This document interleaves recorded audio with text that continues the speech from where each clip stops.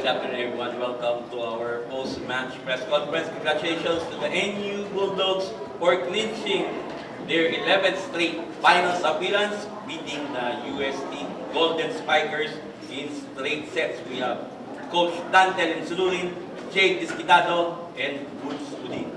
Coach, congratulations for this victory sa Final Four. 7 titles na napanalunan mo sa UAP. You're gunning for your 8 as head coach of the Bulldogs. Your thoughts about ito, panibagong chance para makumpleto nyo yung 6 feet? Unang-una, siyempre, sobrang thankful ako sa player ko today. Pumunta sila dito talaga yung mindset na kunin yung game.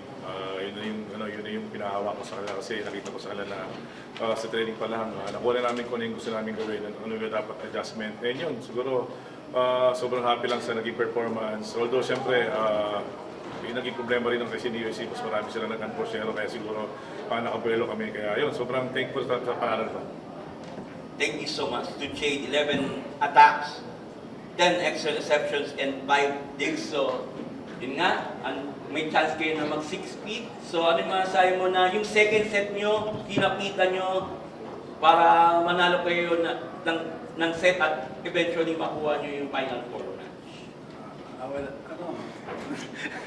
Nagpapasalamat ako sa mga teammates ko, syempre, kasi hindi sila bumitaw sa kahit mahirap yung sitwasyon na kinapitan nila, sabay-sabay kami lumaban. Ayun, thank you sa mga teammates ko. Thank you. Thank you so much to Woods. 17 attacks, 2 blocks, 18 extra receptions. So, another finals appearance and hopefully mapanatili sa inyo yung championship. So, your thoughts about this game at moving forward, ano yung kailangan yung i-fix heading into your finals match against FPU?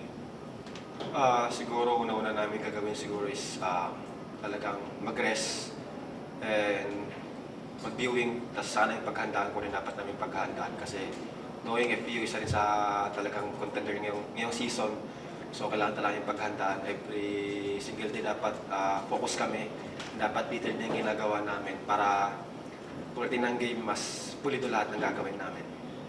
Thank you. It's okay, the floor is open. Coach, yung past meetings yung with the USC next time around, mula first serve hanggang sa dulo kayo ng team ng tempo. So, gaano mo lang nagustuhan yung pinakita ng inyo today against sa USC?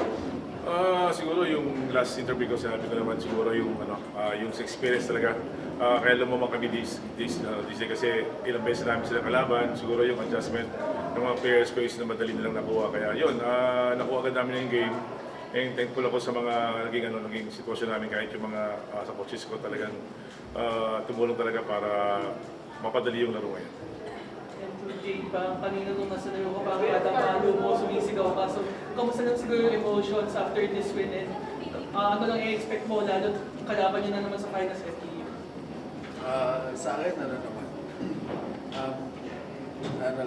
nasa isip ko lang is kailangan ko talaga bumawi kasi yung mga nakarang performance ko talaga, parang ang sama talaga nung naging performance ko. So, ang mindset ko lang ngayon, sumunod lang sa mga coaches at laruin ko lang yung best ko.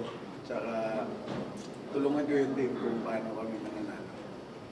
Goods, last two games so lahat against UST. Siguro, gano'n ka lang natuwa din na pinupush kayo ng UST, so gano'n ka lang ka-thankful na kada laro nyo against UST, may napupulot kayo na lessons, experiences para pagdating ng finals magamit ko sila. Actually, magandang experience na ganito nangyayari sa amin na natalo kami ng twice, nakaangat kami kasi doon mas retest yung mental namin kung paano ba kami ulit umangat. Mas naging maganda siya, naging preparation siya going to finals kasi mas na-test yung character namin sa loob ng court and yung mga attitude namin outside the court. Kung kami mas nasubukan, doon namin mas nakilala yung isa't isa, kung sino ba talaga yung teammate namin, kung sino ba talaga kami. And doon kasi mas nag-build yung trust sa isa't isa Kumbaga, maniwala kami sa lahat, sa teammates, sa coaches, sa sistema, and yun, lahat nagbuwa. Coach, yung 6 feet on the line against FPU, paano mo lang i-make sure din na kumbaga hindi masyadong mag-focus yung team sa goal na 6 feet kasi at the end of the day, ang focus naman talaga muna is to win the championship na lang muna talaga. Siguro siguro hindi yung nagiging namin, sikreto namin kasi hindi kami talaga nagpo-focus sa 6 feet na yun. More on focus kami sa ginagawa talaga namin everyday para mag-improve kami. And yun sa game na, and ano pa yung mga nagiging problema namin, more on focus na talaga.